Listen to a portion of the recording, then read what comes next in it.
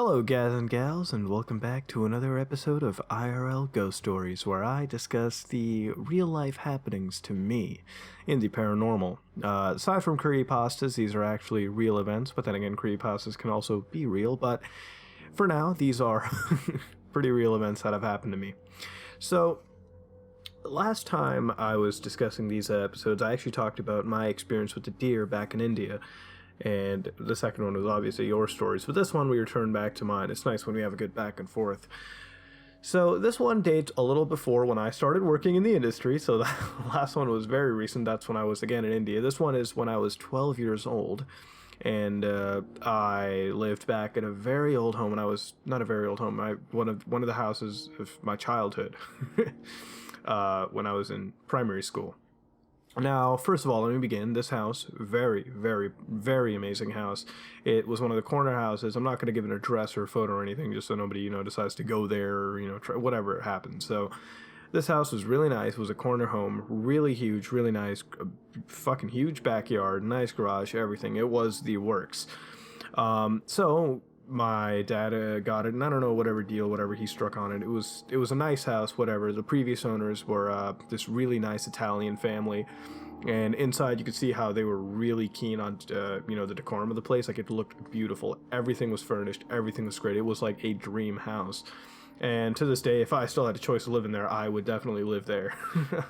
But moving on. So we were about a year into this house when we moved in. I moved in around in my 5th grade, so we were living in here for a year plus at this point. And it was the summer, and my mom was out of the country. She decided to fly back home to, meet with relatives, meet with her parents and everything. And my dad couldn't because, of work and everything. And it was the summer. It was essentially, it was me, my little brother, and my dad. And around the time my little brother was like 7, so he has no recollection of this whatsoever, and I was 12, and it was the summer. Now, during the summer, what happened was our basement was always empty, and that's where the focal point of the story is. But the basement was always empty, and we had it furnished. We put a television in it, a nice HD one at the time, which was fucking crazy, whatever we got at the time. We had our, my computer that I set down there. It was essentially a furnished basement because we decided to use it and, make it look nice. And it already looked nice from the beginning, so why not use it? So we set everything up there, and that sort of became a second home for me.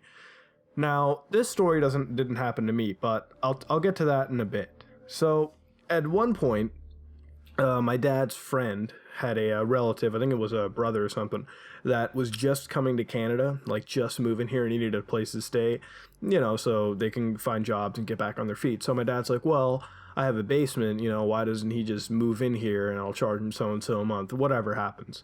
So we move all of our stuff out of the basement, relatively quick procedure, we didn't really have much in it, besides a couple of electronics and whatnot. And lo and behold, the guy moves in. And he brings, I guess a sofa and whatnot. Television comes over there, whatever. And some of the stuff we gave him, it was, just to get the person in there, have some fun, relax, and a nice welcome to Canada. So the guy moves in there, and about 30 days later, in the entire process, one night, the guy rushes up, and all we hear is banging. So it was one night. I was, playing Counter-Strike, pulling an all-nighter because it was the summer. What the fuck was I going to do at midnight sleep? What are you, out of your mind? And my dad was just laying down watching TV or something. And all we hear is this fucking loud-ass banging, from the bottom. Bang, bang, bang, bang, bang. Like something serious is going to happen. So my brother doesn't get up. He's a really heavy sleeper, and he was 7 at the time, and, he was in the furthest room, so he never woke up. He never experienced any of it. We all decided to go downstairs and check it. So me and my dad, right? My dad opens the door, and this guy just bolts out of the room, right? He just comes into our hallway from the basement. He's panting. You can see like there's sweat all over his face. He's turned red. And my dad, first instinct is he like sits him down. I fetch him a glass of water. My dad's like checking his beats or whatever and like his temperature because my dad's a doc and that's what he does. But the guy is visibly distressed about something. And, we sit down and my dad discusses with him. Now, the guy tells us about what his experience was in the basement. And from what his recollection is, and again, the guy could be entirely bullshitting, but I don't believe he was bullshitting because looking at that face that I saw that night with the darted eyes and whatnot was beyond, like, I don't think people can make stuff like that up and have that perfect of a reaction, you know, like that realistic of a reaction, because you can tell if someone's faking. But moving on, this guy tells us that, you know, he gets up at midnight, right, and walks into his living room, so where his couch is and everything, and he tells us that there is a Caucasian individual sitting over there. Now, the guy, obviously, he was fucking weirded out because he's the only one living. He had no roommate. And the Caucasian guy, or as he wants to call it, the ghost or whatever, tells him to get the fuck out. Essentially, just GTFO out of the place. And the guy's like, no, I'm living here. And the guy's like, no, get out of here. This is my place. And at one point he asked a question is about, what about the people upstairs? He's like, I don't care about the people upstairs. This place is mine. You got to get out.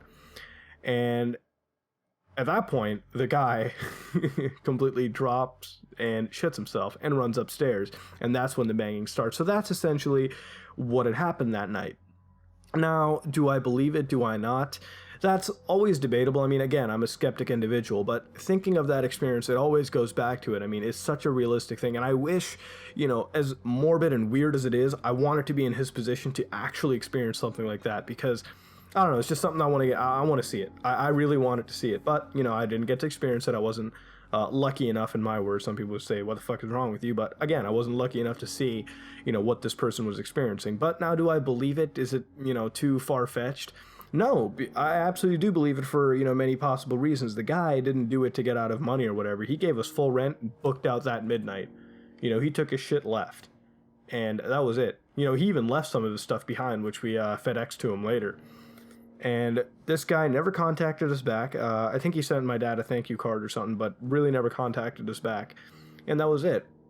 And, you know, that night, my dad tells me to go back upstairs and sleep or whatever, and he stays down the entire night in that basement. And after that, you know, I go to the basement, you know, in the morning.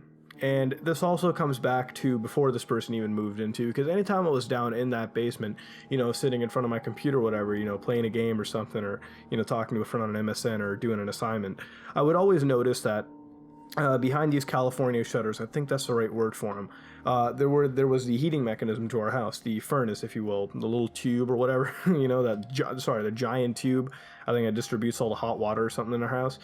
That place, I always felt like something was there, and so did my mom. Like, whenever she was down there, she told us about that too. She's like, it doesn't really feel all welcoming down there too to her.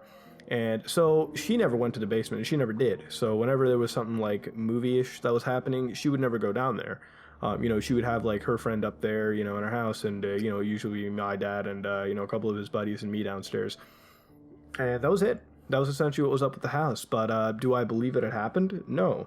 You know, unlike the deer in the headlights story, which actually happened to me and I saw it happen, this never did occur to me, but I do wholeheartedly believe it. And again, this harkens back to sort of my spiritual beliefs as well, too. I do believe there are some other beings in the world, but I am a skeptic individual, and, you know, as much as I want to deny something like this, the reaction I saw that night was quite real, and in a way it was very, very scary, you know, seeing a person like that just get up and leave and be so visibly distressed.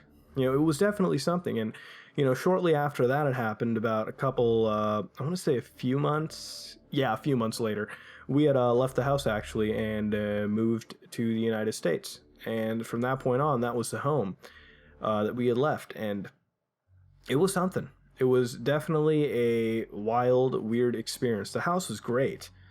Definitely. It was an amazing, you know, beautiful home. It just had this Caucasian ghost, I guess, living in the basement, and this person that stayed with us actually experienced the problem firsthand.